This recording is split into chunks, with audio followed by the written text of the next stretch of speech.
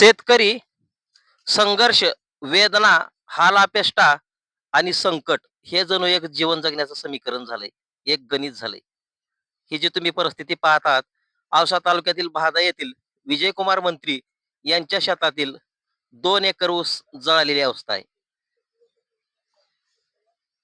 या ऊसामधून महावितरणची विद्युत तार गेलेली आहे. पोलवरली तार तुटली आणि लाईट आल्यानंतर स्पार्क होऊन अख्खा 2 एकर ऊस असा जळाला आहे. फक्त ऊस जळाला हे जरी व्हिडिओ दिसत असलं तर त्यामागलं कष्ट, त्याग, खर्च आणि सर्वच भावना जळालेल्या आहेत. मी तुम्हाला लाईव्ह हा प्लॉट दाखवत आहेत. या ठिकाणी शेतकरी पण आहेत. आपण त्यांच्याशी या बाबतीत विचारणार आहोत. नेमकं काय झालेलं आहे? काका हे ऊस किती आहे? 2 एकर. आणि नेमकं कशामुळे ऊस जळाला? काय परिस्थिती झाली होती? विजेचं घर्षण तयार झालं आणि तार तुटली. तार तुटल्यामुळं पेटला. भरपूर आम्ही विझवण्याचा प्रयत्न केला, पण तो आग काय जवळ यायला तयार नाही. त्याच्यामुळे हे नुकसान झालेलं आहे. माझं बहादा गावातील सर्वे नंबर 319 ब ह्या गटातील 2 एकर मांजरा कारखान्याचा मी सभासद असून तिथं नोंद आहे आणि पूर्णपणे जळालेलं आहे. नवीन लागवड आहे कृष्णा 8632.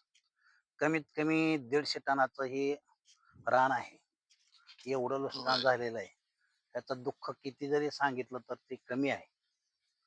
तर ह्याच्यानंतर जे आहे ते तुम्ही प्रत्यक्षात पहा आणि हे काय जर ह्याचं असेल ते काही थोडं बहुत नुकसान भरपाई भेटावी ह्याच्या पोटी एवढीच अपेक्षा. तरी अशा पद्धतीचा हे 2 एकर ऊस जळून या ठिकाणी प्रचंड नुकसान झालेलं आहे.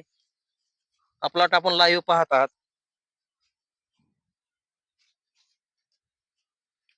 हे अशा पद्धतीचं खूप मोठ्या प्रमाणात नुकसान झालेलं आहे.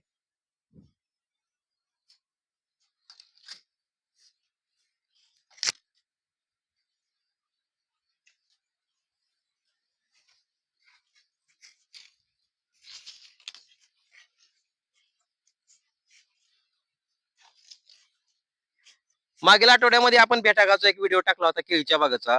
वर्षभर खूप कष्ट करायचं, मेहनत करायची, प्रचंड खर्च करायचा आणि व्यापाऱ्यांनी ₹3, ₹2, ₹4 किलोनं केळी मागायची. अशा पद्धतीची त्या शेतकऱ्यांची वेदना होती. आज त्या पाठोपाठ पाहता येते एक मोठी दुःखद घटना घडलेली आहे. खूप जीवापाड असं प्रचंड मेहनत करून लेकरापेक्षाही जास्त जीव लावून जपलेला हा ऊस या ठिकाणी महावितरणची तार तुटल्यानं आणि स्पार्किंग झाल्यामुळे जळालेला आहे. फक्त ऊस जळाला नाही तर वर्षभरातलं केलेलं काबाड कष्ट, स्वप्न आणि सारच जळालेलं आहे. या ठिकाणी मी तुम्हाला दाखवत आहे.